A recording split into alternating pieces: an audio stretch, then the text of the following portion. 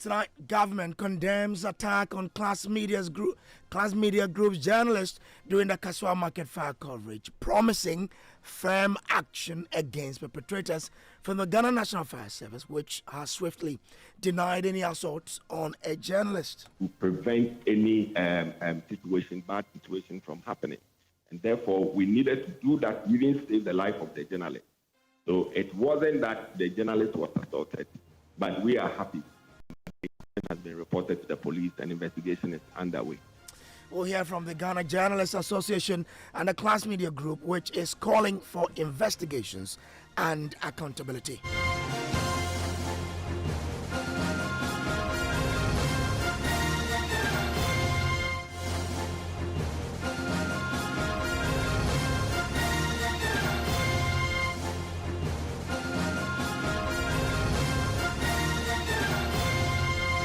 Our top story, as always, is brought to you by Telecel, Connecting Energies, Holy Insecticide Spray, and Coil Enjoy, Holy Sleep, and also by Short Pension Trust into the future with you.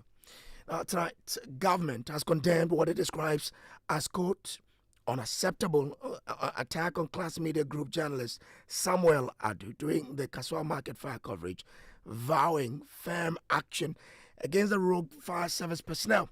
The fire service has denied the allegations, claiming they seized Samuel Adu's phone for recording an altercation without permission. The incident has sparked an outrage among journalists, media advocacy groups, and class media group, who are now calling for swift investigations and accountability into the matter. On Sunday, January 4, a major fire outbreak was recorded at the Kasoa New Market, prompting an emergency response from the Kasoa Fire Station and the Weja Fire Station. The journalist Samuel Adu of the Class Media Group was reportedly attacked while attempting to film a fierce exchange between firefighters and some unidentified civilians at the market. My colleague Papani actually joins me in studio with reactions coming through on this particular story. Papani, now even before we tell listeners what government has said so far, you've been reviewing the videos from the incident. What do you see? Well, some Kojo Bre. So these are short videos from different angles that we've managed to put together from the incident.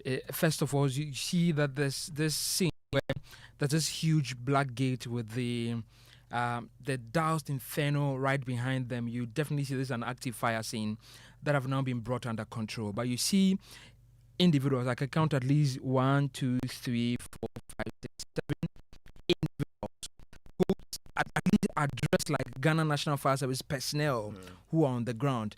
And then some of them wearing the overall, the one with the protective cover.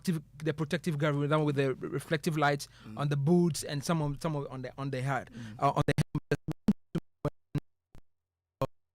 That one belongs to the Ghana National Fire Service, who's wearing their sort of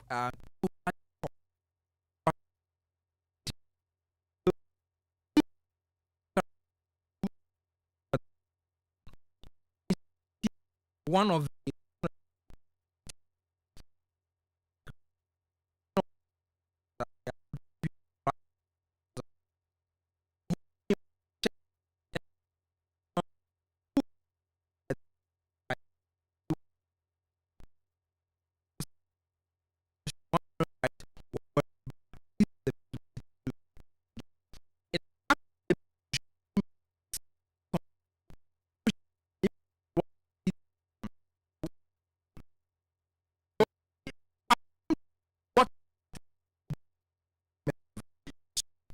of it, somebody holds him, pulls him by the shirt. You can see that his singlet is even wrinkled by the time that he leaves the center. Somebody pulls him by the neck, and you can see that, and shoves him, hits him on the chest actually, and then takes him back. The guy in white as well is also having to deal with his own ordeal by that time, that somebody pushes him from behind.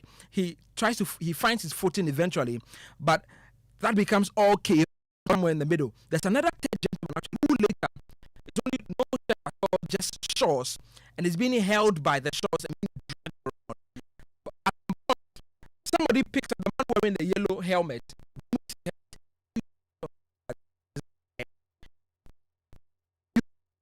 So you can actually hear the helmet hitting the person.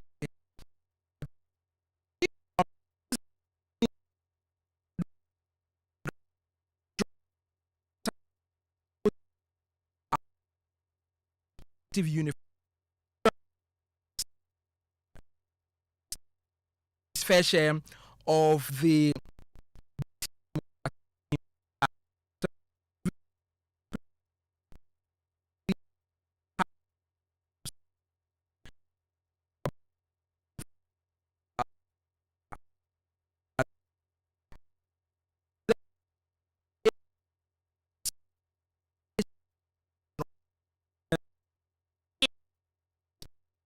set of after seeing the and seeing the reaction coming out from coming in from the public.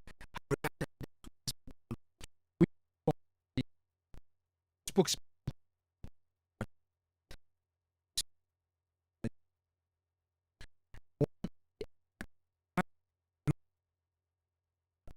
some is most unacceptable, and I condemn same. Firm the rogue elements who carried out this attack.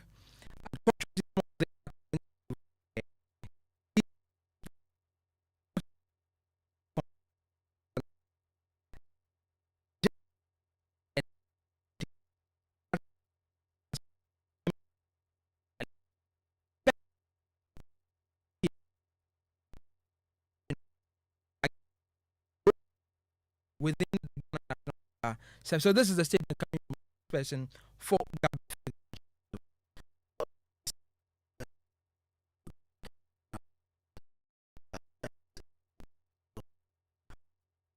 Public concerned and now, in that particular statement, the service is denying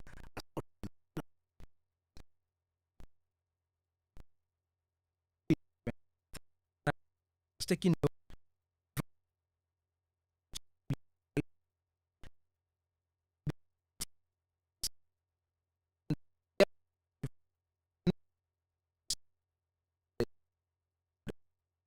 25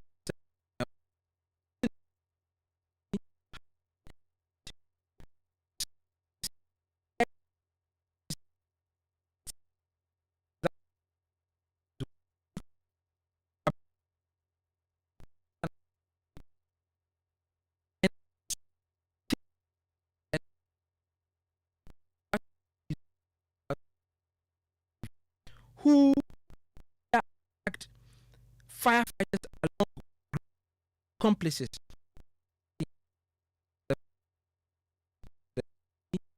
Invest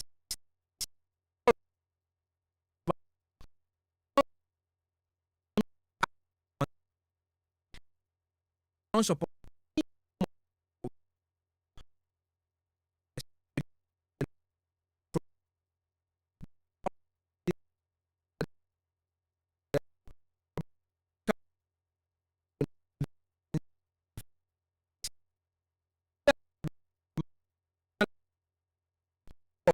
Monday to more we should expect from the fire service when the investigations come.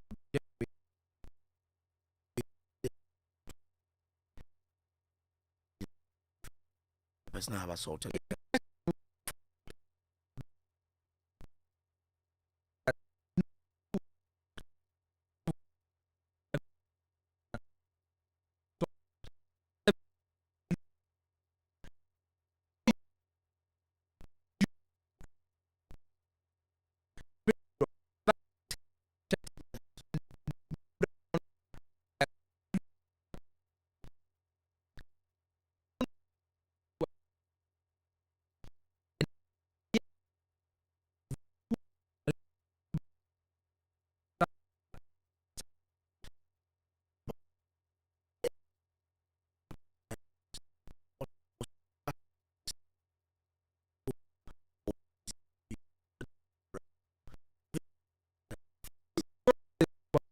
From the last one of the fire incidents they dealt with last year, somewhere I think they took that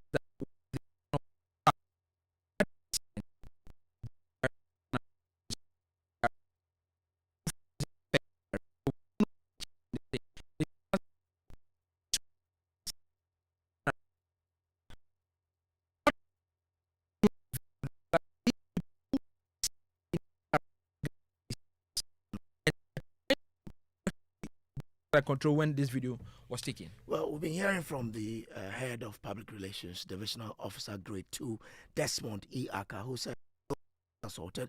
However, a phone of a journalist was seized and handed over to the police. He spoke on purpose for a while ago. Well, so what led the notification was that yesterday night during the firefighting effort,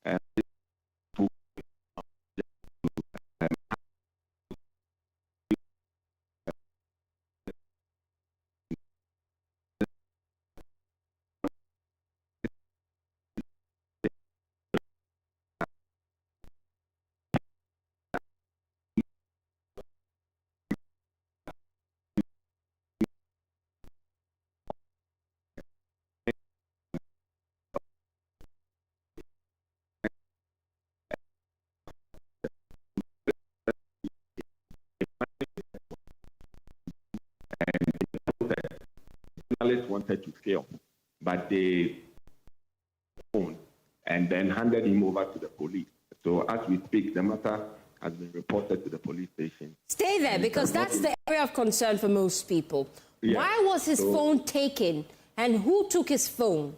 Right, so let me take this opportunity to educate Ghanaians. You know, many a times we try to tell civilians and even the public who's wrong emergency things. Within the hot zone, we are supposed to maintain a minimum distance of about 20 to about 35 meters from the hot zone. So our men prevented the filming, like that should there be any secondary explosion, or should there be any other secondary, fire erupting from the hot zone, that would have saved those people there. But we don't justify any form of attack. But what does that have to do really with the phone of the journalist? If you want to secure the area, you could have warded off the civilians and even the journalists. But why seize his phone? Yeah, so as trained officers, when they seized the phone, the best place to have gone to was the nearest police station, of which they did. They never assaulted anyone.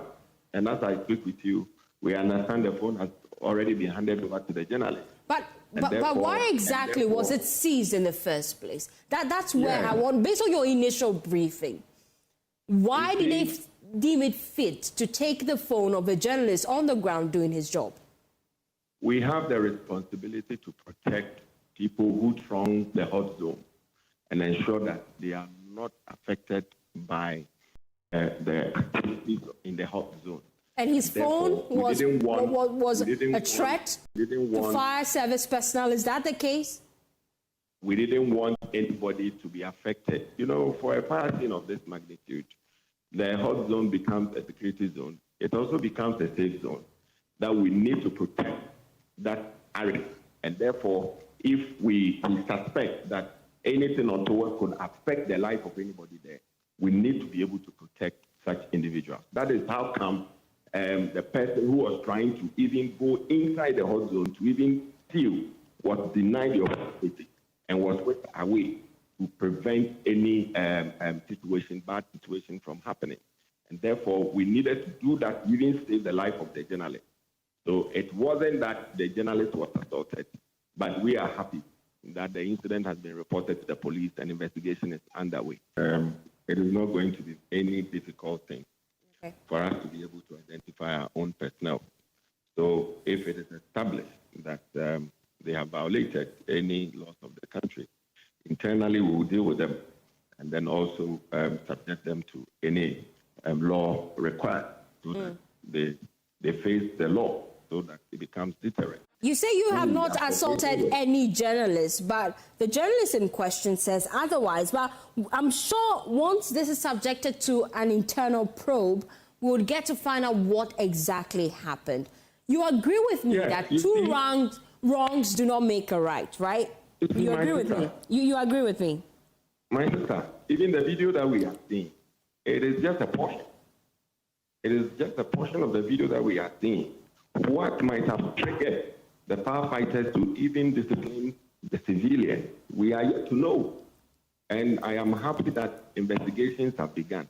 And I'm going to follow this investigation to the latter and ensure that the full facts on this particular incident will be made available so that at least we position the firefighter at its rightful position, where the firefighter will be absolutely resourced, will be respected, and will be allowed to do his work without any provocation.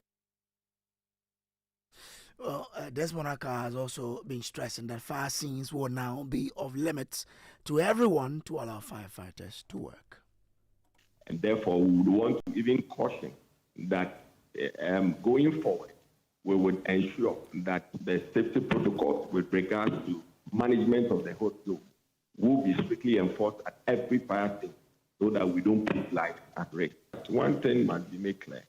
We have been in this country, the firefighters' life hasn't mattered that much to the public, the general public.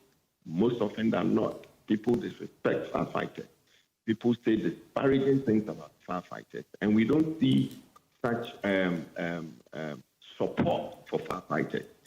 Firefighters, mind you, are people with families. They have loved ones, they have and all that, but they are working under strenuous conditions with limited resources. But many a time, we see firefighters being assaulted verbally and then physically. And we do not have such support from the media as we are seeing now, even though we've not assaulted any journalist. And we are happy that the matter has been formally reported to the police. Well, so that's someone, the guy who speaks for the fire service there, head of public relations, divisional officer grade 2, Desmond Aka there. Now, in the last few minutes, Class FM has also been speaking. They've released or issued a statement on this development. My colleague Michael Ashley is still here. Michael, what are the details of that statement? Samuel Bray, so this statement is signed by Alhaji Seidu Agongo and says a statement by Alhaji Seidu Agongo on the attack on Class Media Group journalist. And this comes with the letterhead of the Class Media Group CMG. And tells us that on behalf of the Class Media Group, I express deep concern over the assault on one of our journalists by personnel of the Ghana National Fire Service. Such incidents not only threaten press freedom and the safety of journalists, but also undermine Ghana's credibility and standing as a champion of media rights. We urge the relevant authorities to conduct a swift and impartial investigation to establish the facts and ensure accountability. Our journalist was performing his lawful duties, and we expect full cooperation from all parties to safeguard media practitioners. We remain committed to promoting responsible journalism and call for calm as this matter is being addressed. So, Brace, this is the only statement we have heard officially from beyond the confirmation that the person was the journalist in question was one of their own. This is the only statement we've heard from the Class Media Group, essentially on what exactly the make of the case, and we've heard from them that essentially they are unhappy about it, and they are calling for a swift and impartial investigation to establish the fact and ensure accountability. Brace. We have more here on Top Story.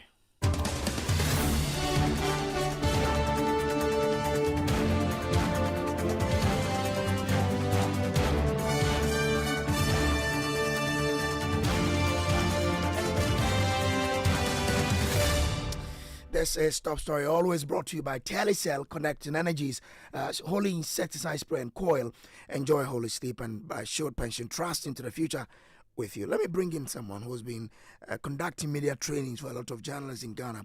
And he's also the interim president of West Africa Editor Society, Emmanuel K. Dogbevi. I'm grateful to you, sir, for joining us here. First off, what do you make of this particular development? As usual, it's another unfortunate development to talk about at the very early days of 2026, considering the fact that this is not the first time we've had issues with state security agencies physically assaulting journalists whilst they do their work. It's very unfortunate, it's uncalled for, and must be condemned under no uncertain terms. Now, you are a trainer of journalists, so you probably would know more. Now, is it wrong for a journalist to video or to film an altercation, no matter who is involved? No, I mean, there is no law anywhere that says a journalist cannot film an altercation or any incident happening in public. There is no law. There is no such law anywhere. globally, in Africa, anywhere. Journalists are free to do their job. Even when it without involves any security restriction. personnel? Even when it is? It involves security personnel. Yeah, but security personnel are not a law unto themselves. That's one. Two, they are not above the law. Security personnel are not supposed to work in secrecy. They are under the laws of Ghana, and their activities should be scrutinized. They are all accountable to the people of Ghana. They are all citizens. They are security officers hired and trained to provide security for the public. And their activities are not secret. So journalists covering security officers on duty is not a crime. I want anyone to show me a single law in the law books of Ghana that says a journalist covering security activities is breaking the law. Unless where it is explicitly stated that this is in the interest of national security. But even that, if journalists think that their activities should be known to the public because it is in the public interest, the journalist is protected by the law to expose those facts. That is why journalists exist, and that is what strengthens and enhances democracy, transparency, accountability. And so therefore, journalists can and should report activities of every institution in Ghana that is conducted in the public. When you listen to the head of public relations for fire service, he seek to create the impression that the journalist was interfering, or whoever was beaten in that video was interfering in the work that the fire service was doing. So I want to ask, what consists a journalist interfering in such instances when there is fire outbreak and the media must cover it? What consists of interfering? Well, that is a claim he is making. That claim has not been established yet. He claims that the journalist was interfering with the work of the fire service. How did the journalist interfere with the work? The journalist was taking videos. Does taking videos in any way interfere with the work? I don't know. So probably the investigation, if it's ever instituted, would establish that. But for anyone who has seen journalists operate, anywhere, and we see journalists operate every day. I have practiced journalism in this country. I've done journalism outside the country and so on.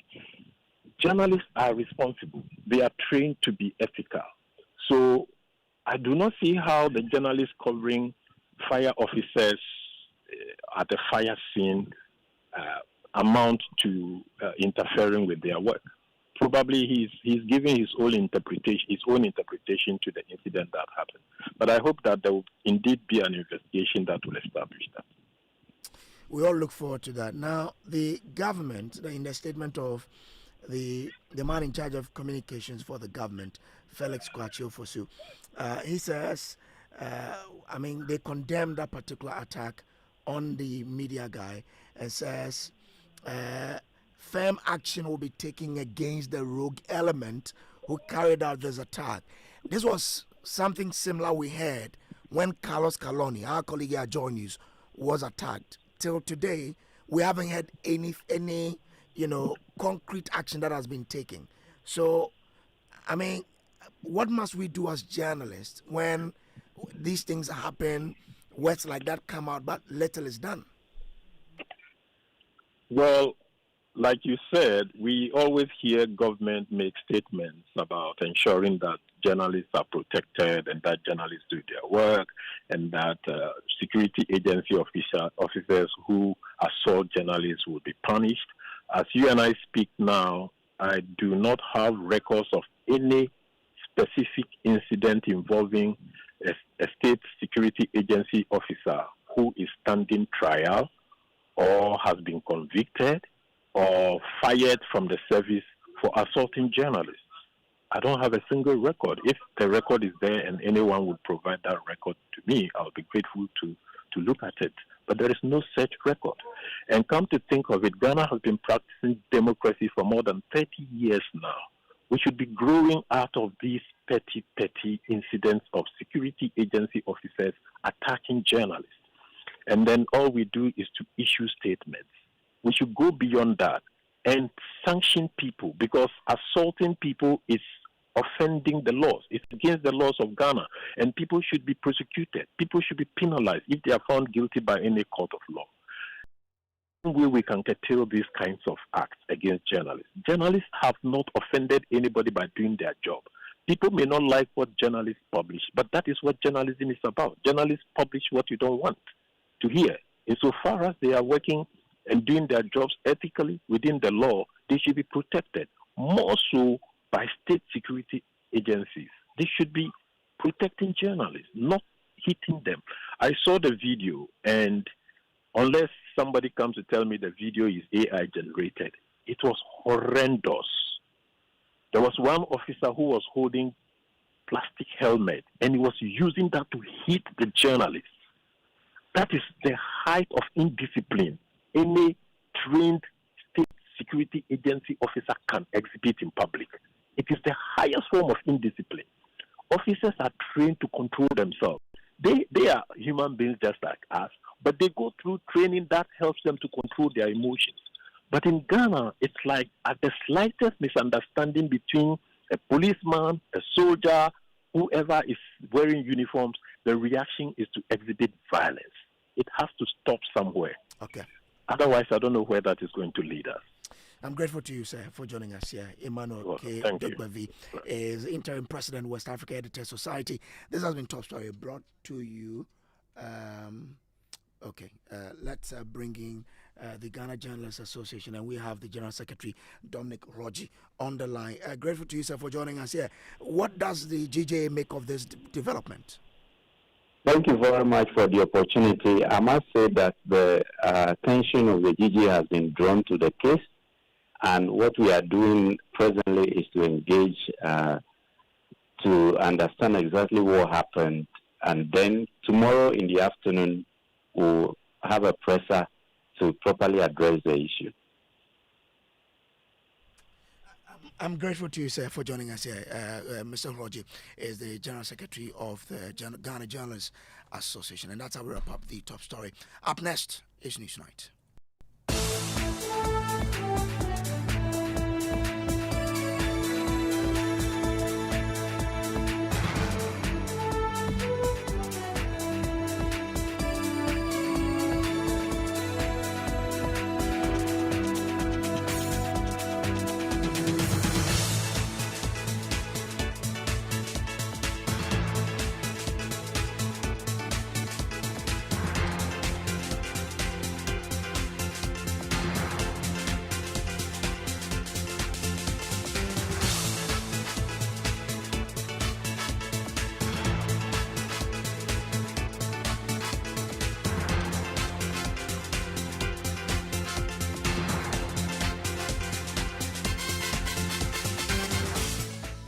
Hello everybody, good evening, welcome to News Night. We're live from our studios here at Kokomlemle in Accra. The bulletin is also live across our affiliates around the country. Tonight, reactions to the Ghana Tertiary Education Commission's order to the University of Ghana to immediately reverse and refund the 25% hike for the 2025-2026 academic year. No university is allowed to increase fees, including the University of Ghana, when it comes to academic facility user fees. Academic facility user fees are determined by Parliament. We'll speak to the minority on the Education Committee, plus hear from students at the University of Ghana. It's not good because if you look at our classrooms, our microphones are not working, some of the school amenities are not actually in check. So if we are going to increase all these things, are you guys going to work on it? That's the question. If you are going to work on it, why not? We'll pay for it. But if you are not going to do anything about it, I'm sorry, some of us are going to, protest against it. We are not happy with the increment. Also ahead, Coalition of Unpaid Teachers says members face severe financial hardship of the government's failure to clear 15 months of salary arrears. Failure to do so will leave us with no other alternative but to lawfully take to the streets to demonstrate and demand the justice we rightly deserve. We have details as the group gives the government until the end of January to address the issue or face legal action in business. Tax experts warns not all consumers will immediately benefit from the new VAT reform seeking to reduce prices of goods and services. In sports, Benin push Egypt to extra time in the African Cup of Nations round of 16. And a bit later, late Ayawaso MP Nazar Toure Mahama laid to rest as government officials and colleague MPs eulogize his life and contribution to Parliament in the last 13 years of service to his constituents.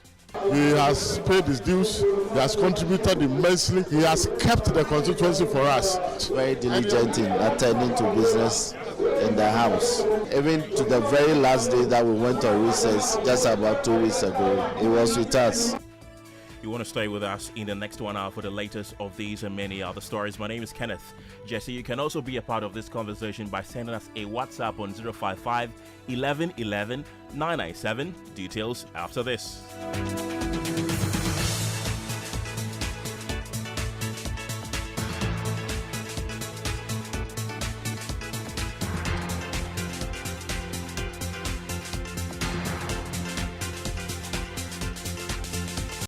Auntie T, abeg, fix me gobetete Ghana. No gari, no oil, no plantain, just beans then eggs. Hey, brah, that be dangerous combination, no. Problem no day. I fit handle am. For Telecel, we the Bob say everybody gets what they like. That be why Made For Me bundles day. Based on your usage, you fit get your own data and call packages. Fala! Made For Me bundles like the way you the want them. That *530# then buy Made For Me bundles today. Telecel, connecting energies.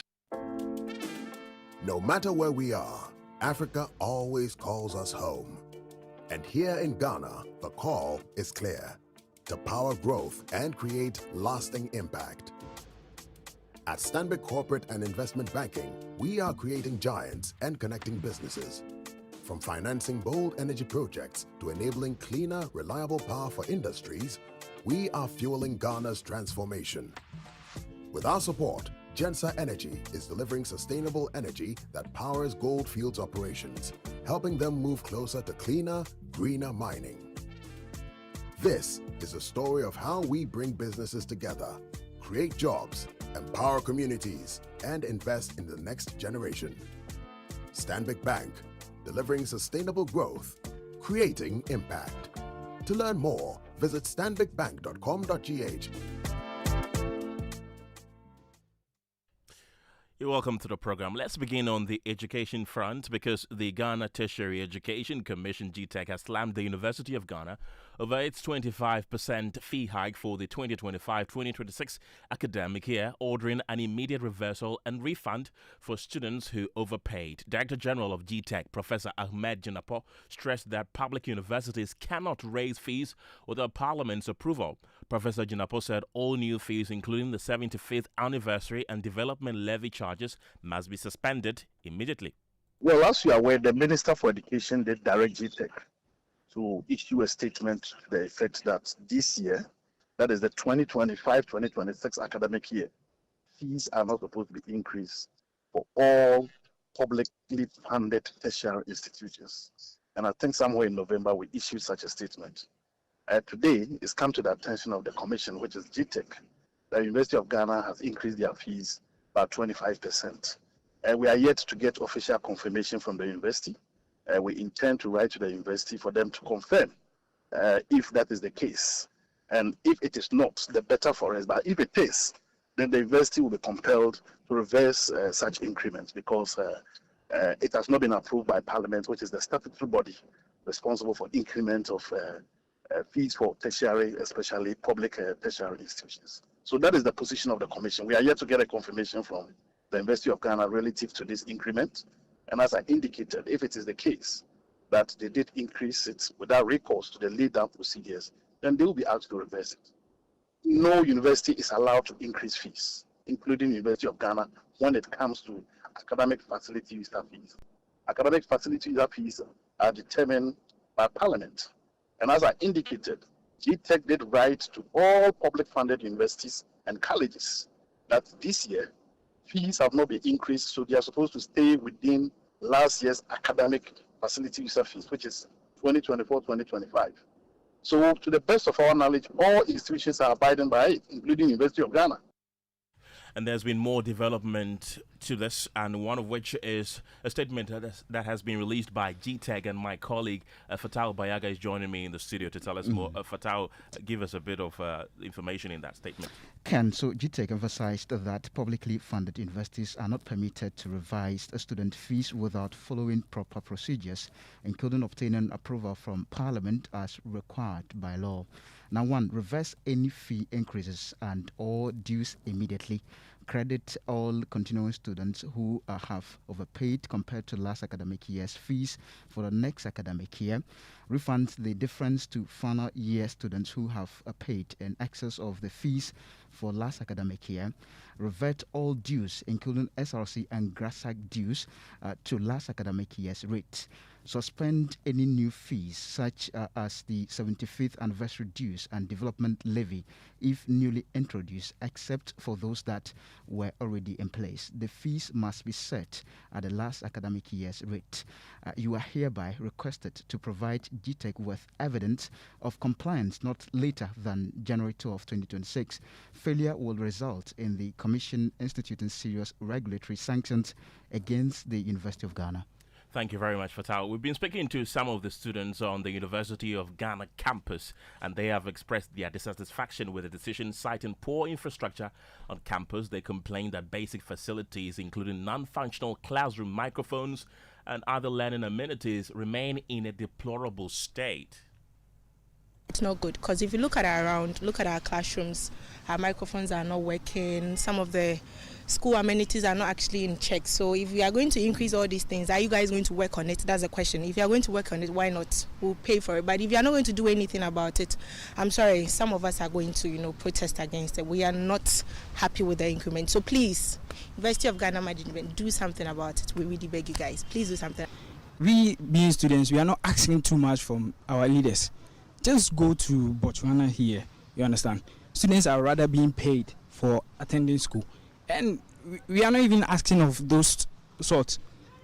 Just provide the services that we are here for. We are here for the knowledge that we can imbibe in us. Then we can also help in building the nation. So if this is what they are doing, we are not taking anything from them, and rather they are the ones taking or costing us much. Then it's abnormal. The reason I can say about that is that, you see, 25% increment to me is very dear. So I think they should look at it again, and then probably they should let it come down, right? So that we see, because the students should be met halfway, if possible. So this is to the leaders, or to the opinion of those who matters. They should look at this again for us. If there is going to be an increment, at least the student body should be made aware why the increment, or why the 25% increment. Probably maybe the SRC has taken an initiative doing this. So the student body should be made aware that this is the reason for the increment. But then we didn't know anything. The fees came and then there was a 25% increment. Until recently, when the school management brought a communique out that it is not the school's body, or it's not the school body who implemented that, but then the SRC and then GRASAC. All right, so those were some of the frustrations being shared by students on the University of Ghana campus. And we have also contacted management of the University of Ghana, who say they will respond to this in due course. Let's go to the telephone lines right now and speak to Kingsley Ajaman. He's a member of the Education Committee. Glad he could join me this evening. Does this 25% hike by the University of Ghana point to a failure of parliamentary oversight over public universities, really? And where does responsibility lie, would you say? Thank you very much.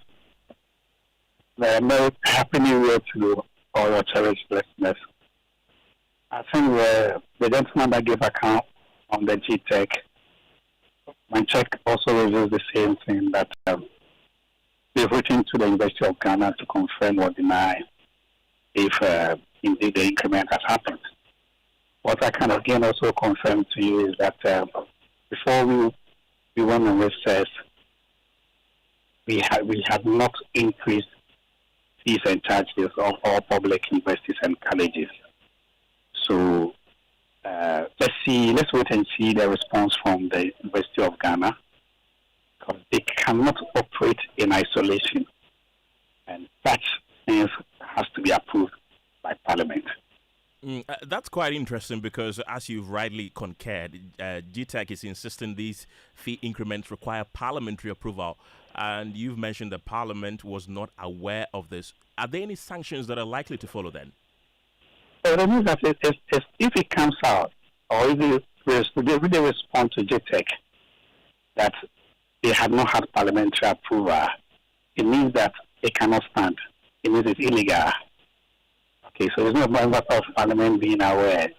It is a statutory provision that institutions will have to place these matters before Parliament for Parliament to approve or decline. But no such thing had ever come to us before we went on recess. But things of illegality should come with sanctions, shouldn't they? That will lie in their response to JTEC. You know where I'm coming from? Because JTEC has written to them to confirm or deny. If indeed they went ahead to charge such fees or announce the charging of such fees, it means that they are in a clear breach of the law, and the law will take its course. Right. They've been given until January 12, and if the University of Ghana fails to reverse the fees and issues refund by this date, what concrete action will Parliament take beyond GTEC's regulatory threats?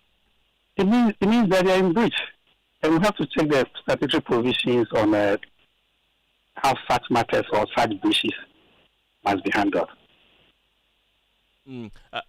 I believe you heard some of the students who have complained about poor infrastructure, broken microphones, and inadequate facilities. Does that really not justify these fee hikes?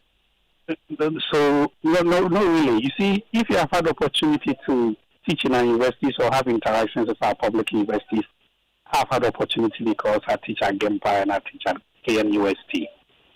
There's a need for the whole government machinery to relook at our tertiary education funding. It's something that we really need to have a national discourse about it, because every university or college needs a lot of resources to be able to function properly, and you don't need to be told even by the students. It is quite a very troubling situation. The lecturer to student ratio, how students even get seated for teaching and learning to happen, access to libraries, both online, electronic databases. These are all basic things that every student needs, but they are very lacking. Even where we have, or there's a provision, there's a high access to it becomes a very difficult thing to do. So there's a lot that we need to do in our tertiary education space. And in spite of that, in spite of this challenge, it does not mean that we can breach the law and do what we want to. And being on the minority side on the education committee, are these reforms that you intend to push to prevent public universities from, imposing sudden fee hikes on students in the future? I didn't get you. Please come again. I'm saying that with you being on the education committee on the minority side, what reforms, or are these reforms that you mentioned, are these something that you would push together with your minority side to prevent public universities from imposing sudden fee hikes on students in their future? Yes, so parliamentary qualities are for both caucuses, and I don't think any parliamentarian will want to condone and connive with an illegality.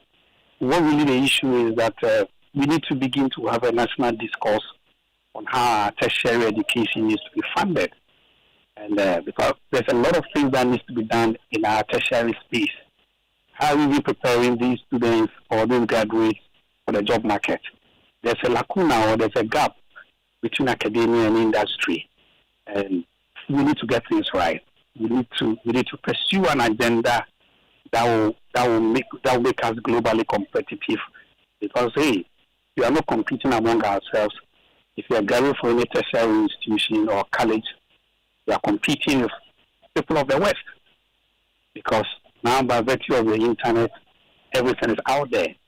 So we need to begin to have this discussion, which calls for a stakeholder engagement, and everybody must be called on board for us to discuss and come up with a clear, workable, practical solutions that are workable within the Ghanaian context.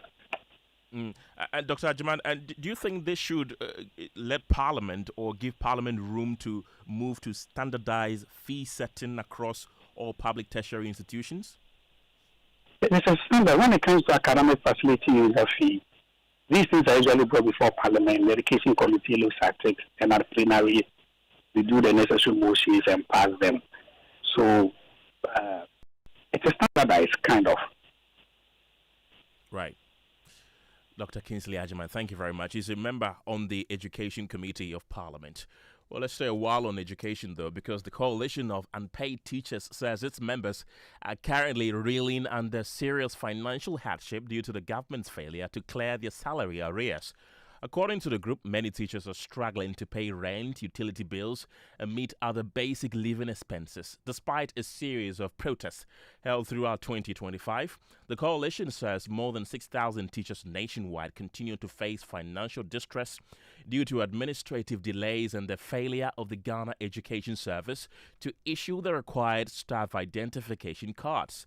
The group adds that many of its members have reported to post for between 10 to 15 months but have not received any salary at all. Speaking at a press conference in Accra, the lead convener of the coalition, Enoch Paul Ativo, said if the government fails to respond to their concerns by the end of this month, the group will be forced to embark on nationwide demonstrations.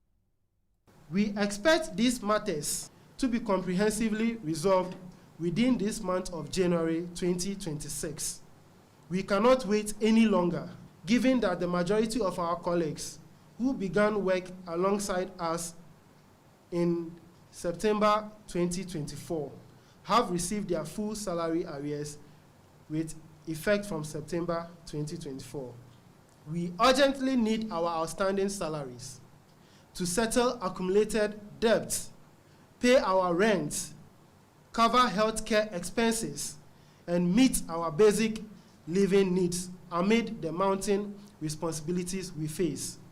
Failure to do so will leave us with no other alternative but to lawfully take to the streets to demonstrate and demand the justice we rightly deserve.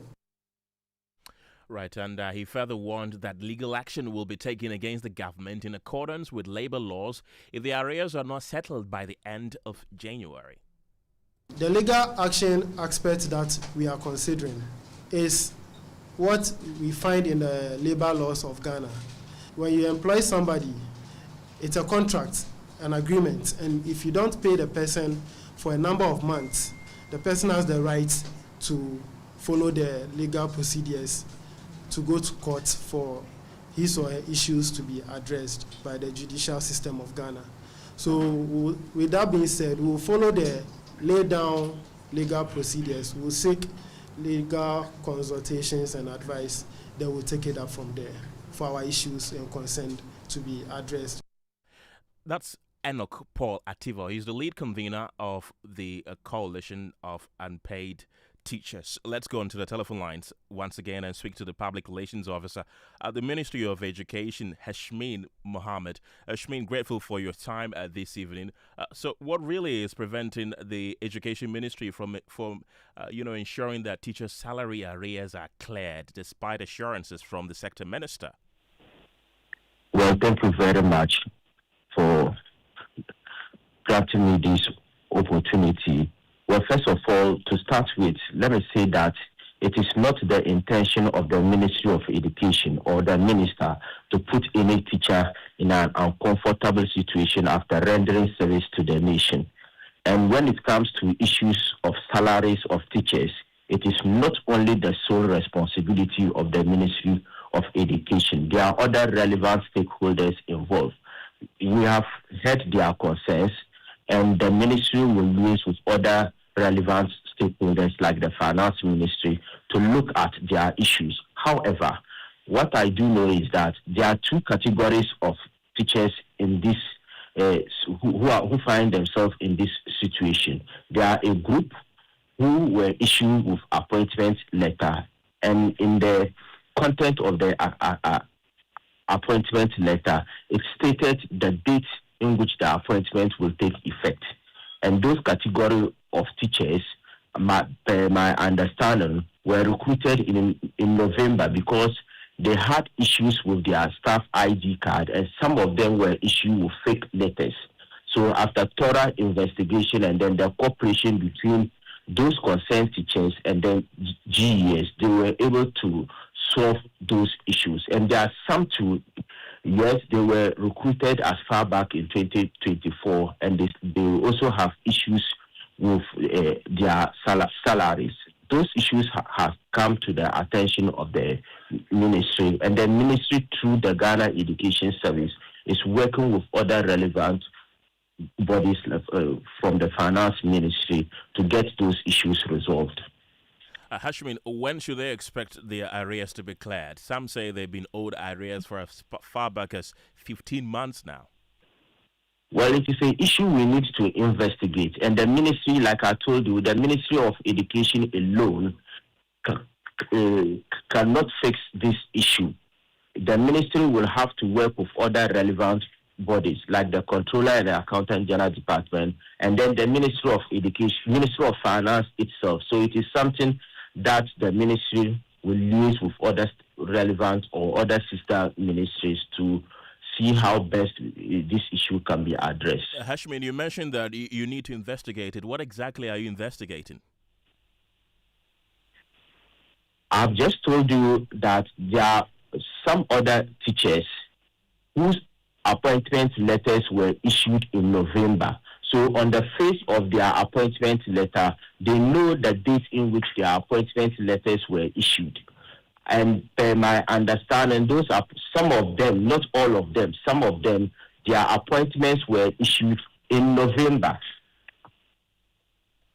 And those group of people, they have been paid 2 months. And there are some other groups, yes, they may be having genuine concerns. So the ministry can only address it by looking at issues that have come to their attention, and then they will liaise, the ministry will liaise with the Ministry of Finance and Controller General Department to find solution to it. Is that to say that the ministry is going to address this issue on a case-by-case basis? That's what you're trying to say? What I can only report to you is that the ministry will address the issue as the concerns have come. And now they're giving the ministry a deadline of up until the end of this month. That is the 31st of January. And if the issue is not resolved, they're going to hit the streets for a series of demonstrations.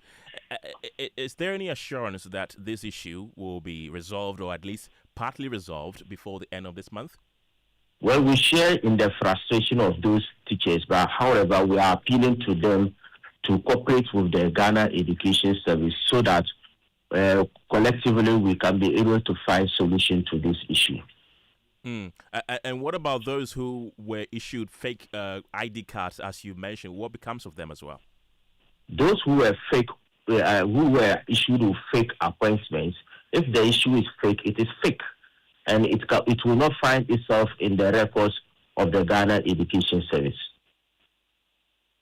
Thank you very much. Hashmin Mohammed is the Public Relations Officer at the Ministry of Education there, bringing us update and giving us some more information as to what to expect. He's pleading with the teachers to give them more time to address this particular issue there. You're still listening to News Now here on Joy 99.7 FM and across our numerous affiliates in Ghana. Let's bring you more stories tonight because the Ghana National Association of Teachers, NAT, has declared zero tolerance for the assault or brutalization of teachers across the country.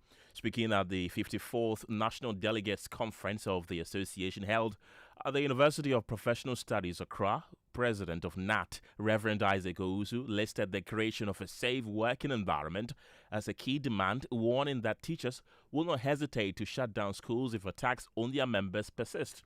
He also used the platform to condemn the 2025 killing of Mr. Yaya Bukari, a teacher at the Garu Primary School in the Upper East region. There is a need for urgent need on the part of the employer to make the workplace of teachers safe and secure. Your Excellency, of late, teachers' risk of being attacked and assaulted by individuals or group of persons, including the student in the community. And recent example, Your Excellency, a recent example is the shooting incident that occurred in the Garu district of the Upper East region. Your Excellency, the late Yaya Bukari was a teacher and a NAT member who was a district treasurer of the good people of Garu district and was shot dead in line of duty. Your Excellency, but for the intervention of this teacher, a lot of school children could have been killed, because when these unknown men were shooting, the children were break time and they were playing. So this innocent teacher rallied the children to get into the classroom, and unfortunately, he died this painful death. But until today, we have not heard anything from the employer. Your Excellency, with the greatest of respect, we have all the 16 regions, their representative here. If for nothing at all, this one, Yaya Bukari left a wife and 4 children. That's the president of NAT, Isaac Owusu. Well, the threat by teachers to lay down their tools if assaults continue has received the backing of organized labor. The Trades Union Congress, TUC, says it will stand in solidarity with NAT should the association declare any industrial action stemming from attacks on teachers. Here's General Secretary Joshua Ansa. From our chair, he said, teachers today, and I know they will do it. So I want to assure each and every person in this room that the Trades Union Congress, and for that matter, organized labor in this country, will support any action that will be taken by NAT and teachers in this country when a teacher is assaulted. I repeat, the Trades Union Congress of Ghana and workers of this country and organized labor will support and solidarize with NAT if any teacher is assaulted in this country. And I want to end my speech or my remark by saying, giving you a quote, which says that, seek ye the welfare of teachers first, and all other things shall be added unto you. Joshua Ansah is the General Secretary of the Trades Union Congress, and of course President John Dramani Mahama was also present when all these concerns were laid before him. Let's go onto the telephone lines right now and engage our presidential affairs correspondent Maxwell Agbagba, who was also at this program. Maxwell, what was President Mahama's concern or response to these concerns that were raised by the teachers? Ken, President Mahama emphasized the importance of providing a safe and secure environment for teachers. He referred to an incident where a teacher was assaulted by students for refusing to allow them to cheat during exams. That happened sometime in 2025. He condemned the way the matter was later resolved without any charges being pressed, and assured that his administration would take strong measures to address assaults on teachers. And a safe and secure working environment is a must. Indeed, I saw that video of I think it was a maths teacher being beaten because when he was invigilating, he refused to allow our children to cheat. And they had a sense of entitlement. And so why did you not allow us to cheat? And the unfortunate thing is that the matter went to the police station, and the parents of the students went to the police, and they said they settled the matter amicably. I mean, how is that? This is assault, it's criminal, you know. But when we inquired, the police also said, I think the teacher was compensated, so he didn't want to press charges anymore. But I said, at least the children should have been booked, they should have been taken through the legal process, and at least, if nothing at all, they should have been bonded to be of good behavior for a period of time. And then we'll believe that justice has been done. But just for parents to come and, you know, pay a little compensation, it will encourage others to do the same. You know, and so as for assaults on teachers, I am with you 100%. We will deal with it. And I still have Maxwell with me. Maxwell, before you go, though, the teachers also made some demands regarding the single spine pay structure and their pensions. What did they say? The NAT president began by commending the administration for its support of the education sector. He particularly listed plans to recruit over 50,000 teachers this year, ongoing infrastructure development, and other initiatives. However, he then shifted focus to what he described as the union's demands. And President Mahama later joked that the NAT president had switched into union mode. Now, among the key demands were, one, an immediate review of the single spine pay policy this year to align with what he says is the government's reset and agenda. The NAT president also called for urgent funding for public basic education. He also called for pension reforms. Well, thank you very much, Maxwell Agbabade. That's our presidential affairs correspondent. Let's still stay on the telephone lines and bring in private legal practitioner Kweku Pencil. Glad you could join me this evening. The president did mention that one of the teachers who was tagged considered an out-of-court settlement after taking some money. Legally, is that the right thing that he should have done? Just take money and let the case die? Hello, I cannot hear you too clearly, but I believe I get a guess of it. That the teacher who was assaulted accepted some compensation, accepted some payment. Exactly. For purposes of, what do you call it, withdrawing his charges at the police station. Is that what you're asking? That is it, exactly. Yeah, so let's put it this way. You know, a criminal offense, once has been committed and the person has been booked or that goes to the police station, it requires the complainant to prosecute the matter in court. However strong the evidence, unless you have a person who is willing to give evidence, typically the complainant and any witnesses that he may have, unless you are able to get them to come to court and they won't willingly give evidence in support of that criminal charge, it cannot be prosecuted. It's as simple as that. And that's what happens when a complainant decides to settle a case out of court with the perpetrator, even though it's a criminal offense. So it's a very simple thing is that even though it's against public policy, not public policy, good conscience and whatever, if I have a case against you and I decide I don't want to prosecute, fair enough, that's the end of the matter. There's nothing the police can do, nothing the Attorney General can do, nothing. So that is it. That's the first part of it. That is the criminal aspect.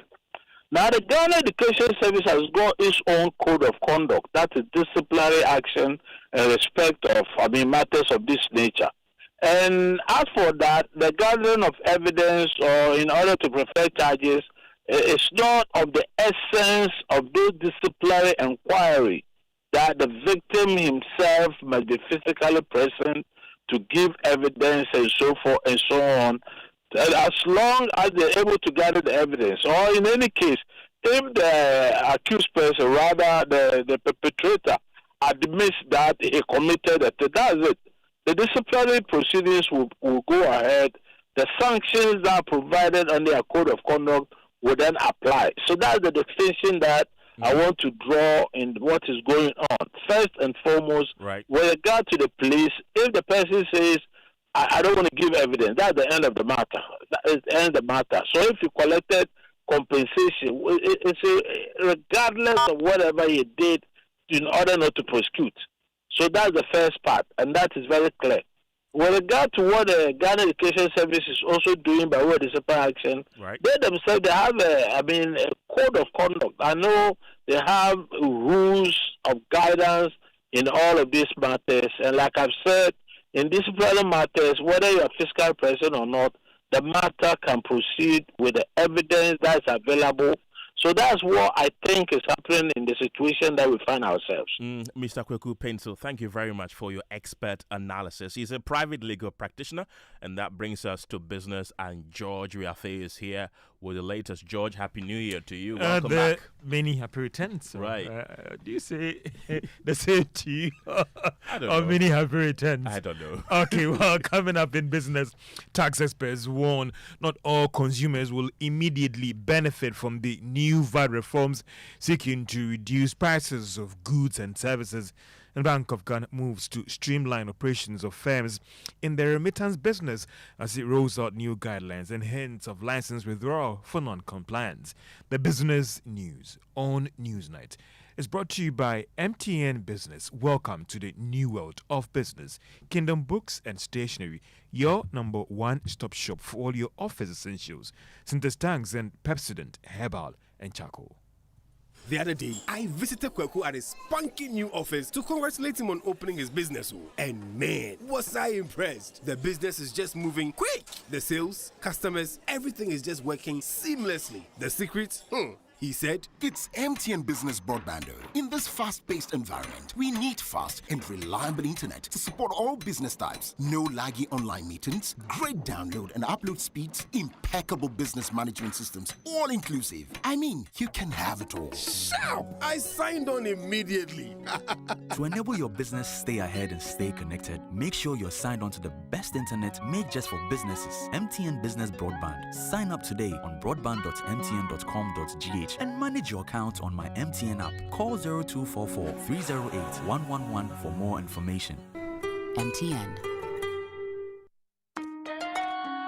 Son, we are so proud of you for setting up this hospital. I really love those hospital beds and waiting chairs. By the way, did you import them? No, Dad, I didn't. I actually got them from Kingdom Books and Stationery right here in Ghana. Wow. We also bought our office supplies, safes, executive desks and chairs from Kingdom, and they gave us expert advice on how to set up our office. Guys, that makes 3 of us. I also got our sofa and bedroom sets, plus our dining hall furniture for our new home from Kingdom. Wow, Mom, that makes 4 of us. I usually get my stationery items from Kingdom. And my teacher also mentioned that our classroom furniture was provided by Kingdom. So there you have it. Whenever you're thinking about setting up an office or acquiring furniture for your home, etc., Kingdom Books and Stationery should be your first port of call. With over 40 years experience in the industry, we stock and supply a wide variety of globally sourced office and home furniture, stationery and equipment. Visit our head office, Takweje, Osu near the Osu Cemetery, Temania Community 4, Takoradi opposite Vijay Mays Plaza, Cape Coast University Bookshop, Spintex Road near Absa Bank, Atomic Centerpoint Mall, Winneba University Campus, KNUST, the University Bookshop, and Santasi in Kumasi. You can also visit our shop online, www.kingdomstoreonline.com. Hurry while stock lasts. For further inquiries, contact us on 050-162-0810 or 0302-764-101. Email info@kingdomgh.com. Kingdom Books and Stationery Limited, where quality and affordability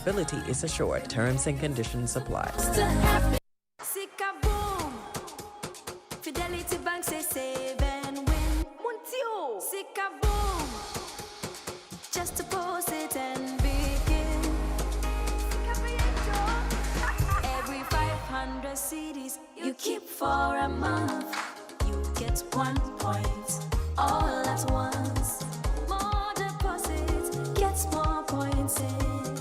More points, more cash you feel win. How many points? 1 point every 500 CDs. What if you win? 5,000 CDs monthly. And the grand prize? Hey! 100,000 Ghana CDs. Don't wait. Visit any Fidelity branch or agent nationwide to deposit in multiples of 500 CDs. The more you deposit, the better your chances to win 5,000 CDs monthly and 100,000 CDs in the grand draw. Terms and conditions apply. Win with us. Fidelity Bank, believe with us. Sika-boom. This is an NLA approved promo, now running on the Caritas Lottery platform.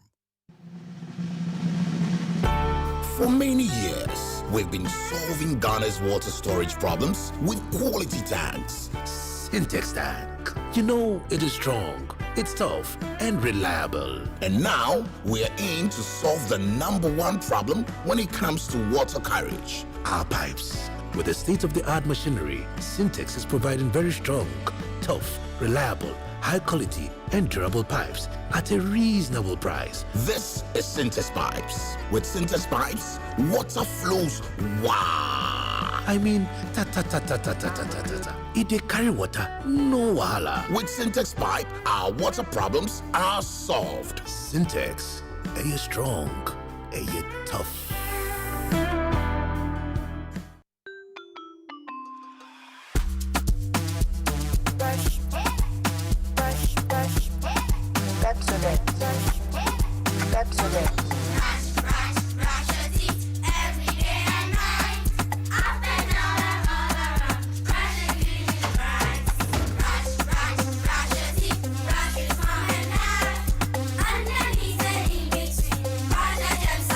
Brushing gets more fun with your kids with the new Pepsodent Kids toothpaste. Give your smiles protection that lasts. Grab yours today from a store near you. This advert is FDA approved. At Star Oil, we believe fuel is not just a commodity, it is a lifeline. Every cedi saved at the pump is a cedi that helps a mother send her child to school. A farmer transports food to the market, or a young entrepreneur deliver their first order. Our mission is to make fuel more accessible by offering consistently competitive prices, helping ease the financial burden on Ghanaian households. In a country where transportation costs can consume nearly a third of household income, this is not just business. It's a social responsibility. Star Oil, still quality and affordable fuels for all. You welcome back to Business on Newsnight. Now, some consumers may still not be fully benefiting from the expected relief in price reductions as a result of the new VAT reforms. Now, that's the one and coming from tax expert Francis Timoboy. Now, this was after some businesses started reducing their price as a result of implementation of the new VAT reforms. Mr. Boy tells Joy Business the issue may have come about due to challenges by some of these businesses in calibrating their systems. Once the policy takes legal effect from 1st January, implementation on the ground depends heavily on business readiness. Someone showed me a receipt where COVID-19 is still being charged, even though the law has been abolished. Ideally, GRA should have refunded this person the tax, but then again, the practicality, how are you going to do that? Many businesses, especially those with complex billing systems, and integrated ERP platforms with a heavy volume of transaction will require some time to configure their systems and update their invoices and their various point of sales to be able to accommodate this new tax structure. As a result, the benefits to consumers may be uneven in the early days, with some prices reflecting the immediate reliefs and then the others adjusting gradually. This transitional lag is common with major tax reforms and does not undermine the policy intent. So what is required with such transitional curve? And that is tax expert Francis Timoboy. Now, the Bank of Ghana has indicated that it will not hesitate to withdraw the license of any firm operating the remittance business for non-compliance of market regulations. There is more in this report. According to the Bank of Ghana, it will not hesitate to extend the necessary fines to any firm in the remittance business, as well as international money transfer operators for non-compliance of market regulations. Also, the central bank notes that if during their investigations it is established that international money transfer organizations submitted false information to secure permit, that institution's license will be withdrawn. These directives were captured in a new set of guidelines for the registration of firms that want to do business in the remittance space. The central bank argues that these new set of guidelines is aimed at promoting what it describes as securing an enabling environment for the remittance service. It went ahead to state that they will also, in line with international rules and regulations, check money laundering. And that is a Business Desk report. Now, savings and loans companies have described the proposed reforms for the sector as timely and needed to aid market confidence. The central bank has announced that it will be rolling out a new set of targeted reforms at the microfinance sector as part of efforts to improve regulations for these sections this year. Chinebo Akodia is the executive secretary of the Association of Savings and Loans Companies.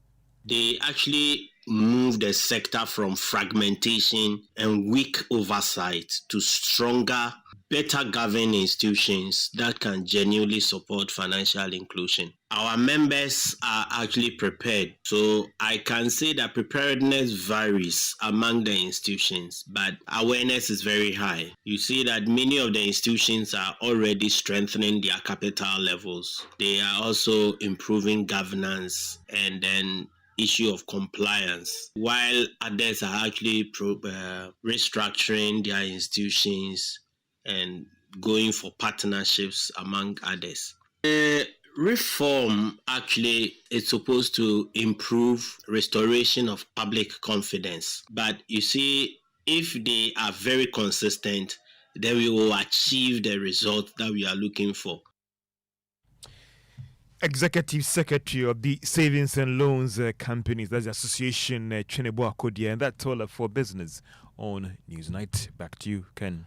Thank you very much, George. Let's bring you a rather sad story tonight because the late Member of Parliament, Nazar Toure Mahama, has been laid to rest, and this follows his burial rites at the National Mosque in Kanda in Accra, where family, Muslim clerics and sympathizers gathered to mourn his demise. The MP passed on Sunday at the Kolebu Teaching Hospital after a short ailment. He was laid to rest in less than 24 hours in accordance with Islamic doctrines. My colleague James Aveji covered the funeral and reports. Among the mourners who gather here at the National Mosque in Kanda to bid a final farewell to the late Ayawaso East MP, Nazar Toure Mahama, are family members, constituents, and most especially former colleague MPs who eulogized the man as a politician who left everything on the floor of the House in the last 13 years. There is one member who is very diligent in attending to business in the House. Even to the very last day that we went on recess, just about 2 weeks ago, he was with us. And if you recall, he actually moved the report of the committee to be adopted. He moved the motion for the report of the committee to be adopted as part of the consideration of the estimates before appropriation was passed. For people like former chairman of the NDC, Ofusampofo, the former MP was a man who lived larger than politics. He called me one day and said, Chairman, I have a number of filling stations across the country. Anytime you are traveling, just tell me where you are going. I'll direct you to one of them. When you get there, let the attendant call me. So for about a year to 2 years, he was putting fuel in my car free of charge anywhere that I'm going. Chairman of the Energy Committee, which the late Nazar Toure served as a deputy until his demise, Emmanuel Kwesi Bejira extols the influence and leadership he wielded on the committee, indicating that there was more work to be done before he left. It's a big pain, it's a painful loss to the committee because as we speak now, we have a law that is the amendment to the agreement, the petroleum agreement for tallow oil and its partners. If it had been there, he would guide us that, okay, when they were passing it, this is what they did in 2013. But it's not that, well, the law knows better. Even the minority have some fond memories to share. Jerry Ahmed Shaib, a second deputy whip. I mean, one of the times I remember asking what the regional minister is doing, because when the previous regional minister was there, he brought us together a lot. He said he had invited her to ensure that a meeting was called, and he came back to me to give me feedback. In fact, he even invited me to a subsequent meeting, but I was not available to attend. The late MP was later taken for burial in Medina after the janaza prayer was offered for him by the large gathering of Muslims. As the 60 years of life and 13 years of parliamentary work of Alhaji Nazar Toure Mahama comes to an end, the thoughts and prayers of mourners go to the wife and children as they wish his soul a peaceful rest. James Savaji, National Mosque, Kanda, Accra. May so continue to rest in peace and may his memory be a blessing. James Aveji is joining me in studio with details of the next line of action after today. James, tell us more. Well, Ken, if you look at the standing orders of Parliament as well as the Constitution, Article 97 as well as 112, there are some responsibilities on both Parliament and the Electoral Commission. As far as Parliament is concerned, if you look at the standing orders, the family is now expected to write officially to notify the Speaker about the demise of the MP, even though the clerk himself has been at the funeral grounds today. That has to be done officially by the family. And then the Speaker, through the clerk, would now write to the Electoral Commission to declare that seat vacant, the Ayawaso East seat vacant. and the EC would have some 90 days in this instance because it is demise. The Constitution says the EC has within 90 days to organize a by-election in this particular constituency to get a replacement for the constituent. If it were under other circumstances, this should have been in 60 days, but this will be 90 days. But because Parliament is on recess, this information to the Speaker could be either via WhatsApp message or even a letter to the Speaker, and that should be enough to trigger the entire process. Well, thank you very much, James. It's now time for sports, and Benaya is here with the latest, and he's telling me that he has some breaking news for us. Tell us what's happening. But before the breaking news, though, let me just give an update on the Egypt-Benin game because that's what I headline. So, Egypt have qualified for the quarterfinal after beating Benin 3-1. Now, Marwan Atia opened the scoring for Egypt in the 69th minute, but Jodel Dusu struck in the 83rd minute for Benin to draw level to force the game into extra time. But Egypt eventually found a decisive breakthrough in the 97th minute when Yasser Ibrahim scored to restore their lead before Mohamed Salah added a third in the 124th minute to seal victory to send the Pharaohs through to the last 8 of the African Cup of Nations. Now, Ken, the sad news here is Ghana defender Mohamed Salisu. Oh. He's been a key figure for the Black Stars, especially at the back. Yeah. Now, news just broke out that the defender is set to miss the World Cup after suffering an ACL injury with Monaco over the weekend against Lyon. Now, at the end of the match, the centre-back suffered an injury on his left knee. And after medical examinations, it's now confirmed this evening that the centre-back has torn his anterior cruciate ligament and is said to be out for a long spell, which officially keeps him out of the 2026 FIFA World Cup. That's quite unfortunate. That's very, very unfortunate. But that's also going to give a chance to the other bright stars to step to up. shine. Yeah. We wish them all the best. Let's see what happens. So that's Indeed. it for sports. Thank you very much, Benaya. And traders at the Kasoa market that was ravaged by an inferno on Sunday are calling on government to come to their aid. The fire broke out on Sunday morning and destroyed many shops and goods. A similar fire incident hit the same section of the market last year. Preliminary investigations by the fire service shows the fire was caused by a faulty electrical connection.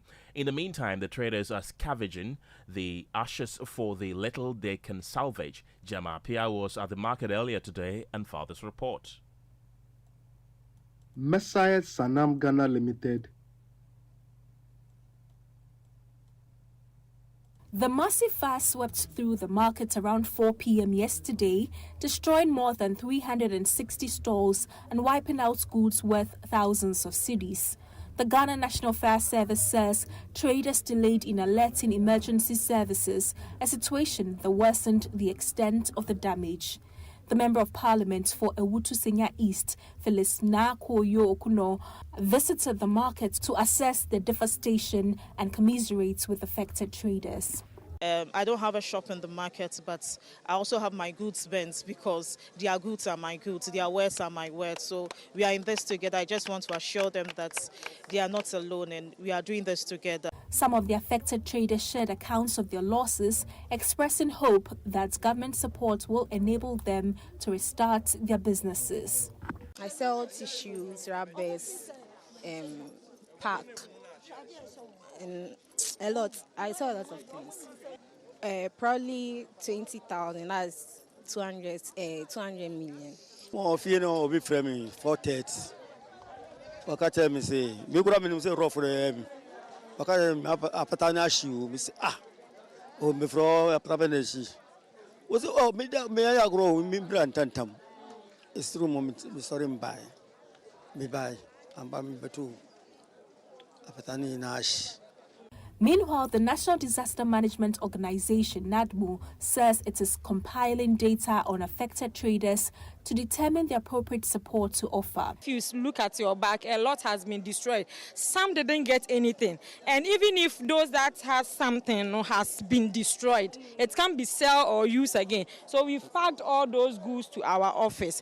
Yes, we will assess on them and then we will know what to do later. Further investigations by the fire service, including a review of CCTV footage from the market, indicates the fire was triggered by an electrical fault. According to ACFO Grade 2, Miranda Atiga Mensa, investigations are ongoing to identify any additional factors that may have contributed to the outbreak. We are still doing investigation concerning to know the actual, we know the cause, but that is not that may not be the main full cause of the fire. There might be a lot of issues. So we'll see to it. We'll do investigation further. So even though they have their wares destroyed by the fire, they are hopeful that they can rebuild their lives with the help of the government. Reporting live from the Ewutu-Senya East District of the Central Region, Kasoa New Market. My name is Gemma Apia. And construction work is progressing steadily on the Todeme-Gemene roads, which connect the two most viable economic communities in the South Dai district of the Volta region. The constructions, which are under the government's Big Push Agenda project, will also see the rehabilitation of some inner access roads in Gemene. There's more in the following report by Fred Kwame Asari. Messiah Sanam Ghana Limited began construction works on the deplorable Gemeni-Todome Road in late October 2025. The construction works entail the upgrading of the Todome Road through to Kpalime, Kaira to Gemeni, measuring about 17.7 kilometers. About 6 kilometers of roads in the Gemeni township would also be upgraded to enhance socio-economic activity. South Dai District Chief Executive Courage Kwame Kokroko anticipates the road network to be completed in June 2026. South Dai, our road network is very bad. That is from Todome to Gemeni has been a major problem to the residents of South Dai. Thank God we did that. Since October ending, the contractor came to site, and I believe when you were coming, you have seen the improvement on the road. Our prayer is that by the close of June, July, thereabout, the contractor should be able to finish with the work so that at least we'll be able to commute between Todome and Gemeni and do good business. The Member of Parliament for South Dai and Majority Chief Whip Nelson Roxen Dapia-Mekpo believes a better road network would accelerate the socio-economic development of the area. That our roads will be completed. We've seen that major rigorous activities is ongoing on the road infrastructure. Culverts are being done. The contractor assures me that by June, the roads should be tarred. Then we'll deal with our water, extension of potable water to the area. We don't have, even though we are by the mighty lake, we don't have potable water. So. And that's it for News Night tonight. But before we go here, a few of your messages that you've been sending to our WhatsApp platform. This is from Togbevi Pitero from Tekvi. He says, I wish to say that this government owed teachers arrears as far back as 2016 before losing the elections. So why refusing to pay teachers? And this is from Prof. Intema. He says, this thing called democracy will always lead to absurdity, plethora of SHS problems government cannot resolve. Yet when PTA decides to contribute to address the problem, the same government says no. Now university students decide to levy themselves to solve a critical problem. That one too, the government says no. Those are some of the messages that you've been sending to our WhatsApp platform. That's it for Newsline. My name is Kenneth. Gyasi, have a good evening.